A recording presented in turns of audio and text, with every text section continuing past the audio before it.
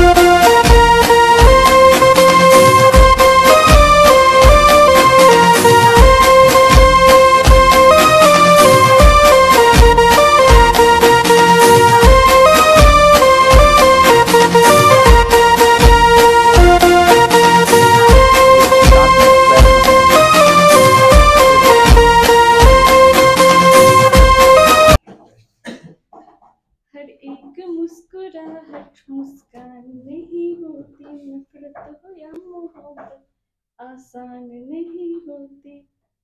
हर एक मुस्कुराहट मुस्कान नहीं होती, नफरत हो या मोहब्बत आसान नहीं होती। इन आंसुओं की कोई पहचान नहीं होती। सब बस इतना।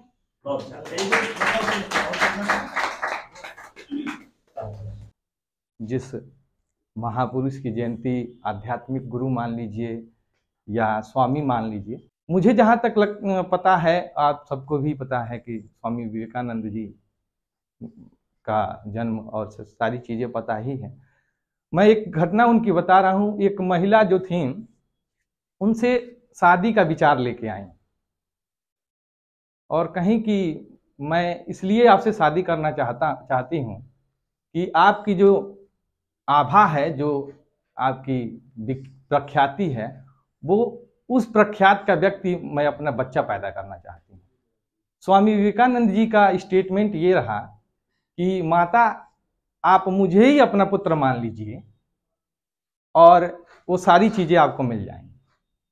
और वो फॉरेन महिला थी, उनके पैरों पे गिर पड़ी और उसी दिन से वो उनकी शिष्या बन गई। और सभी को धन्यवाद और सभी को जयंती की शुभकामनाएं। आप सभी को धन्यवाद। आप लोग भी उसका अध्ययन करिएगा, ध्यान रखिएगा। उन्होंने कहा था कि आप 24 घंटे में एक बार अपने बारे में जरूर से विचार कर लीजिए, अपने बारे में जरूर से बात कर लीजिए, क्योंकि अगर ऐसा नहीं कर पा रहे हैं तो दुनिया के सबसे बेहतर व्यक्ति से मिलने का मौका आप खो दे रहे हैं। आप इसका अनुमान लगा लीजिए उन्होंने किस तरह से एक बात कहा था कि आप ही दुनिया के सबसे बेहतर व्यक्ति हैं। अगर आप खुद को नहीं पहचान पाए तो दुनिया के सबसे बेहतर व्यक्ति की पहचान भी नहीं कर पाएंगे। इसलिए उन्होंने कहा था कि 24 घंटे में कुछ मिनट आप अपने से ही मिल लीजिए, अपने से बात कर लीजिए, वरना दुनिया के सबसे बेहतर व्यक्ति से मिलने का मौका खो देंगे। तो इस तरह से विवेकानंद जी एक बहुत उच्च स्तरीय व्यक्ति थे। अब दूसरे जो व्यक्ति हैं जो हम लोग के बीच में आएंगे अपनी बात को रखने के लिए, वो कौन हो सकते हैं? पंकज जी आप आइए, आइए। सब बात पे एक कविता है कि न नर में कोई राम बचा, न नर में कोई राम बचा, नारी में न कोई सीता है, न धरा बचाने की खातिर विष कोई शंकर पीता है। न नर में कोई राम बचा, नारी में न कोई सीता है, न धरा बचाने की खातिर विष कोई शंकर पीता है। न श्री कृष्ण सा धर्म, न श्री कृष्ण सा धर्म, धर्म का किसी में क्या न बचा है, न हरिश्चंद्र सा सत्य किसी के अंदर रचा बसा है। न श्री कृष्ण सा धर्म, धर्म का किसी में क्या न बचा है, न हरिश्चंद्र सा सत्य किसी के अंदर रचा बसा है। न गौतम बुद्ध सा धैर्य बचा, न गौतम बुद्ध सा धैर्य बचा, न नानक जी सा परम त्याग, बस नाच रही है नर के भीतर प्रतिशोध की कुटिल आग। तो बोलो उस स्वर्णिम युग का क्या अंश बाकी तुम में, तो बोलो उस स्वर्णिम युग का क्या अंश बाकी तुम में, तुम किसकी धूमि पर इतना इतराते हो और तुम स्वयं को श्रेष्ठ बताते हो। हूं, लेकिन एक भी महापुरुष का चरित्र मेरे जीवन में नहीं है। मतलब हमारा प्रयास पूरी तरह से क्या है, विफलता की तरफ जा रहा है। हम प्रयास करता हूं बड़ा बनने का, लेकिन एक भी महापुरुषों का चरित्र अपने जीवन में नहीं उतार पाता हूं। अर्थात आपका प्रयास स्वतः यह साबित करता है कि आप विफल प्रयास कर रहे हैं। और एक महापुरुष थे, उनका श्री राम नाम था, श्री राम कर कुछ और हुआ करते थे। उन्होंने कहा था कि असफलता यह सिद्ध करती है, असफलता यह सिद्ध करती है कि आपने सफलता के लिए प्रयत्न मन से नहीं किया है। बस एक ही उसमें बात है कि आप कहीं असफल हैं तो अपने को ही दोष रखिए कि आपने मन से प्रयत्न नहीं किया सफल होने के लिए। इसी तरह से उनका पूरा कविता जो उन्होंने कहा है उस पर यही है कि न हम इस समय हरिश्चंद्र हमारे बीच में बचे हुए हैं, न हमारे अंदर बचे हुए हैं, न राम बचे हुए हैं, न सीता बचे हुए हैं, न कृष्ण बचे हुए हैं, न बुद्ध बचे हुए हैं। और हम सबसे बड़ा बनने का प्रयास करते हैं। सबसे बड़ा मतलब सोचिए, सबसे बड़ा का सेंस क्या कह रहा है कि हम हर महापुरुषों को भी पहचानने की उम्मीद में आगे बढ़ रहे हैं, जबकि चरित्र के रूप में किसी एक महापुरुष का भी जीवन की चरित्र हमारे अंदर नहीं दिखाई देता है। ठीक है, तो मैं इसी के साथ संतोष को बुलाना चाहूंगा, क्योंकि वर्ग तुमको इतिहास बनाना है, जागो भारत के युवा वर्ग तुमको इतिहास बनाना है, मिलेगा अतुल आनंद तुम्हें, बस सोया विवेका जगाना है। वीर लक्ष्य प्राप्ति से पहले तुम रुकना मत, वीर लक्ष्य प्राप्ति से पहले तुम रुकना मत, सत्य के पथ पर चलना, झूठ के आगे झुकना मत।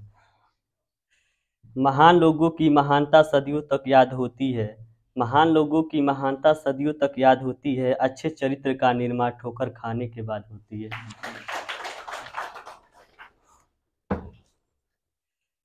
माना कि अंधेर है बहुत चारों ओर नाकामी है, माना कि अंधेर है बहुत चारों ओर नाकामी है, माना कि थक के टूट रहे सफ़र अभी दूरगामी है। जीवन की आपाधापी में जीने का ठिकाना छूट गया, माना कि थक गए सपनों का नींदों में आना छूट गया। माना कि हिम्मत टूट गई आँखों में निराशा छाई है, माना कि हिम्मत टूट गई आँखों में निराशा छाई है, माना कि चांद पे ग्रहण है और रात अभी गहराई है। पर श्री कृष्ण ने साफ कहा है कि सब कर्म तुम्हारा कल होगा, कर्म अगर सच्चाई है तो कर्म कहाँ निष्फल होगा, हर एक संकट का हल होगा, हर एक संकट का हल होगा। लोहा जितना तपता है उतनी ताकत भरता है, लोहा जितनी तपता है उतनी ताकत भरता है, सोने की जितनी आग लगे उतना प्रखर निकलता है, हीरे पर जितना धार लगे वो उतना खूब चमकता है, मिट्टी का बर्तन पकता है तब धुन पर खूब खनकता है। सूरज जैसा बनना है तो सूरज जितना जलना होगा, नदियों सा आदर पाना है तो पर्वत छोड़ निकलना होगा। हम किसान के बेटे हैं, हम किसान के बेटे हैं, क्यों सोचे राह सरल होंगे, कुछ ज़्यादा वक्त लगेगा संघर्ष जरूर सफल होगा, हर एक संकट का हल होगा, वो आज नहीं तो कल होगा, वो आज नहीं। के बाद मुझे ये लगा कि देर कर रहा हूं तो मैं अपने ही प्रति बेईमानी नहीं कर रहा हूं, आप लोगों के प्रति बेईमानी कर रहा था, क्योंकि इतना बढ़िया कौन बताने वाला है कि सब संकट का हल होगा आज नहीं तो कल होगा। तो ये अपने आप में बहुत अनुकरणीय बात थी, बहुत शानदार बात थी। उसमें एक बात का उल्लेख उन्होंने किया कि सूरज जैसा बनना है तो सूरज जैसा तपना होगा। आपके बीच में कलाम साहब अगर रहते तो वह बात बार बार रिपीट करते, लेकिन उन्होंने इसी बात को कहा कि अगर सूरज जैसा चमकना चाहते हो तो सूरज जैसा तपना सीख लो, और सूरज जैसा तपोगे तभी सूरज जैसा चमकोगे। यह कलाम साहब का स्टेटमेंट है, बहुत बड़ी स्टेटमेंट है, और उनकी स्टेटमेंट को हर कोई जानता है, हर बच्चा इस बात को जानता है। तो आगे हम इस कार्यक्रम को आगे बढ़ाएंगे, और मैं उम्मीद कर रहा हूं कि सूरज से ही इसकी शुरुआत कर ली जाए, क्योंकि सूरज पर बात रुकी थी तो सूरज से ही बात प्रारंभ है। ठीक, आइए कुछ तैयारी की सवाल नहीं है, आइए मोस्ट वेलकम, अरे आइए, कोई दिक्कत नहीं। बात है कि सूरज जैसा बनना चाहते हैं तो सूरज जैसा तपना भी पड़ेगा। आइए, थोड़ा तपन ही आपकी रहेगी, वो त्याग ही आपका रहेगा जब आकर यहाँ कुछ कहकर आप जाएंगे। नहीं कहना चाहेंगे? डांस आता है, डांस आता है बाबू? नहीं, डीजे उजे पे डांस करते होंगे? नहीं। मनोज, हाँ ये लीजिए, माइक लीजिए, अच्छे से आवाज, अच्छा बुलंद आवाज है। आज का थीम रखा हुआ है विकसित युवा विकसित भारत। मतलब जो हम लोग अभी एज चल रहे हैं ये युवा का ही एज है। तो विकसित युवा का मतलब जो एटलीस्ट माना जाता है कि 25 से 30 वर्ष या 20 से 25 वर्ष माने तो ये युवा का है। और इस समय प्रेजेंट टाइम में हमारे इंडिया को, पूरे विश्व की बात बता रहे हैं आपको, तो विश्व में हमारे युवा की जनसंख्या सबसे ज़्यादा आपको भारत में है। तो भारत से अगर रिलेट करें तो उसका थीम भी ये रखा गया है, विकसित युवा और विकसित भारत। मतलब हम और आप अगर विकसित होते हैं, विकसित का मतलब पढ़ाई के क्षेत्र में ले लीजिए, कई भी सभी चीज़ हुए, तो वहाँ पे हम अपने भारत को एक अच्छी जगह पे क्या कर सकते हैं। अभी बात करें हमारी अर्थव्यवस्था 5वें पे है, अगर आने वाले समय में 2030 से बताया जाए कि 30वें पे आ जाएगा, और आने वाले समय में हम पहले स्थान पे संभावना की आ सकते हैं। तो मतलब कहने का ये सेंस है। और ये भी है कि जो आपका ये राष्ट्रीय युवा दिवस है वो आपका 12 जनवरी 1984 से मनाया जा रहा है। एक आप अगर हम रिलेट करें युवा के तौर पे जो हम तैयारी कर रहे हैं, तो एक आपका करंट तैयार हो सकता है कि राष्ट्रीय युवा दिवस कब से मनाया जा रहा है। तो 12 जनवरी 1984 से राष्ट्रीय युवा दिवस को मनाने का प्रारंभ किया था, जो अनगिनत अभी चलेगा ही चलेगा। इसी तरह हम अपने बातों को क्या करते हैं, समाप्त करते हैं। और अपने माँ के ऊपर गाना गाना चाहता हूँ। छोटी सी प्यारी सी नन्ही सी आई कोई परी प्यारी। करेंगे विवेकानंद के जन्म जयंती पर मैं उनसे 2 शब्द जरूर उम्मीद करूंगा। हम सब लोग उम्मीद करेंगे कि सुनेंगे। और प्रज्ञा उसके बाद मतलब महिला से प्रारंभ हुआ है, गर्ल्स से, और गर्ल्स से ही इसका समापन हो जाएगा, ठीक है ना। हालांकि सही आप लोग गाना बजाने का आज कार्यक्रम नहीं है, एक तरह से देखा जाए तो इनकी जन्म जयंती विचारों की जयंती है, सम्मान की जयंती है और सफलताओं की जयंती है। इसलिए हम उम्मीद कर रहे हैं कि आप लोग ने जो सोचा होगा कि भाई गाना वाना आज ना गाया तो अच्छा ही सोचा है, लेकिन अगर आप मन में चल रहा हो कुछ बेहतर करने के लिए, कुछ गाना गायन के लिए, तो आप निश्चित तौर पे उसके लिए मोस्ट वेलकम।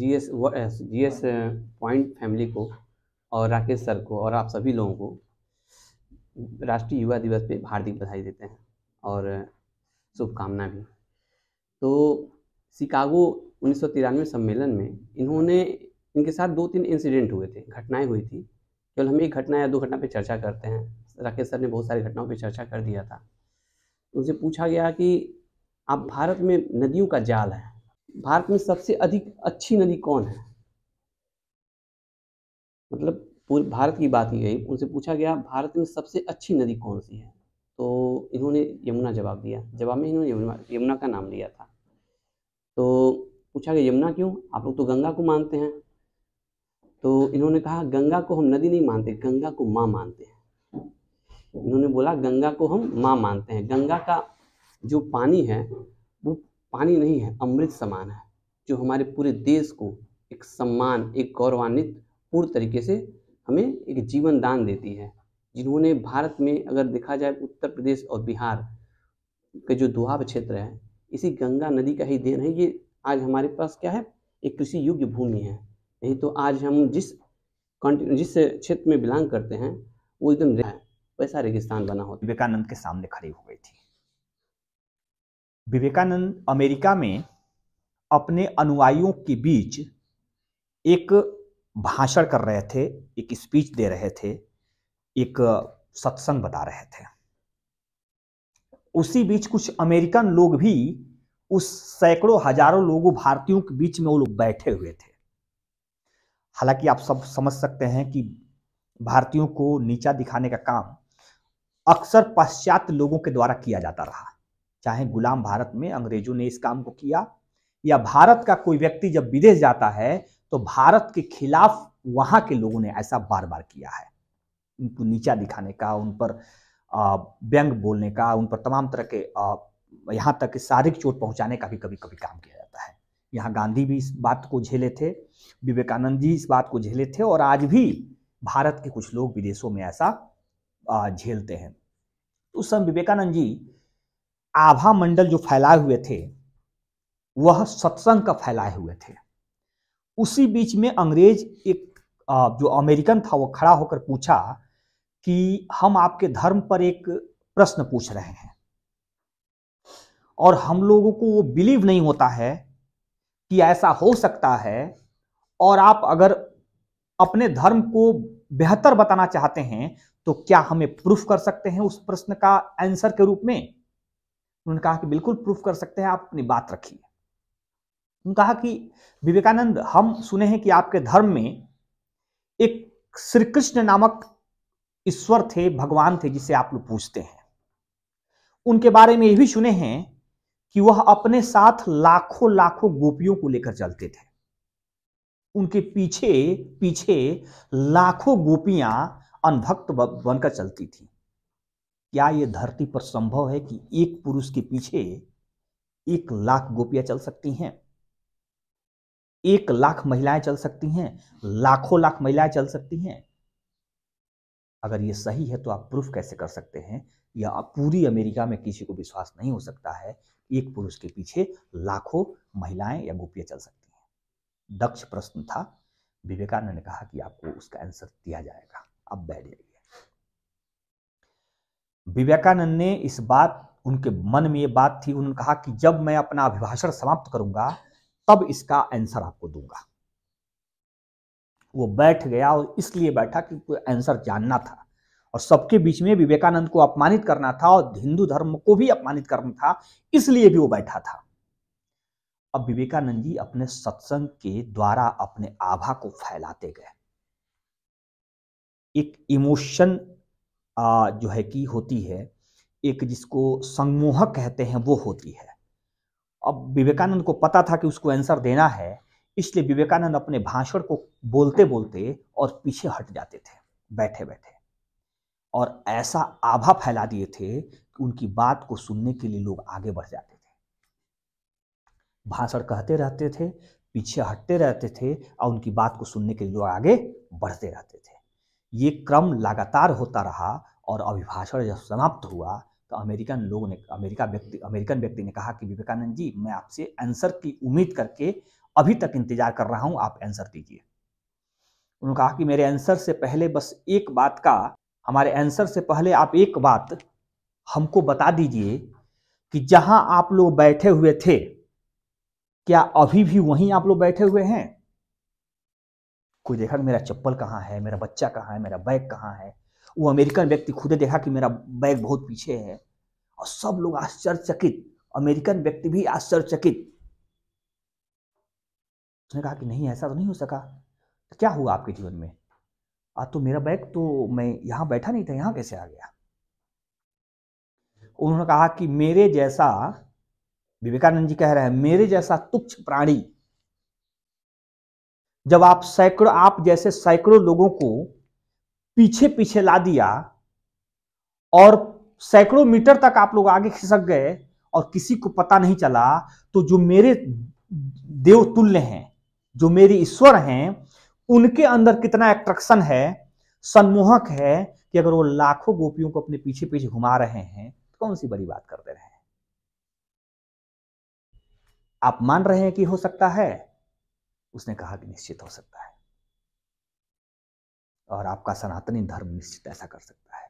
जब आप उसी धर्म से होकर एज ए पुरुष के तौर पर आपने ऐसा करामात किया कि हम लोग आगे बढ़े, हम किसी को पता नहीं था कि हम लोग क्या कर रहे हैं, कहां आगे बढ़ रहे हैं, तो हमारे कृष्ण अगर ऐसा, आपके कृष्ण अगर ऐसा कर रहे होंगे तो विश्वास पात्र है। तो इस तरह से सम्मोहक होती है, इस तरह से आभा मंडल होता है, इस तरह से आपके जो है कि पॉजिटिव रेज होती है, जो हमारे आपके हम सबके बीच में काम करती है। यदि आज पॉजिटिव लोगों के बीच में रहेंगे तो पॉजिटिव रेज से भरे रहेंगे, सकारात्मक ऊर्जा से भरे रहेंगे। अगर नकारात्मक व्यक्तियों के बीच रहेंगे तो नकारात्मक ऊर्जा से भरे रहेंगे, निगेटिव रेज से भरे रहेंगे। इसलिए आप अपने आभा को तैयार करते समय यह बार बार चुनाव करें कि हमारे जो आभा के भीतर कहीं नकारात्मक पहलू वाला कोई सेंस तो नहीं शामिल हो गया है, कोई विचार तो नहीं शामिल हो रहा है। विचारों से घृणा मत कीजिए। अगर आपके विचार किसी दूसरे के विचार से नहीं मिल रहे हैं, इसका मतलब ये नहीं कि आप आभा से अलग हैं। बस ध्यान इस बात का रखिए कि आपका मंजिल और उसका मंजिल दोनों एक तो है। तो हम लोग चाहेंगे कि इस कार्यक्रम को यहीं पर समाप्त कर दिया जाए और हम लोग अब मिष्ठान और समोसा जो आपके बीच में आएगा, उसके खाने के बाद आप चाहेंगे तो क्लासेस को और आगे बढ़ा सकते हैं, अन्यथा आज की क्लासेस समाप्त रहेंगी। और आज के बाद डेली क्लासेस आपकी चलेंगी। थोड़ी सी ठंडियों के बीच में भी आप आने की कोशिश कीजिए ताकि क्लास आपकी रुके ना, किसी प्रकार से कोई क्लास में बाधा ना हो। आप सबको आज विवेकानंद की जन्म जयंती पर शामिल होने के लिए बहुत बहुत बधाई और शुभकामनाएं।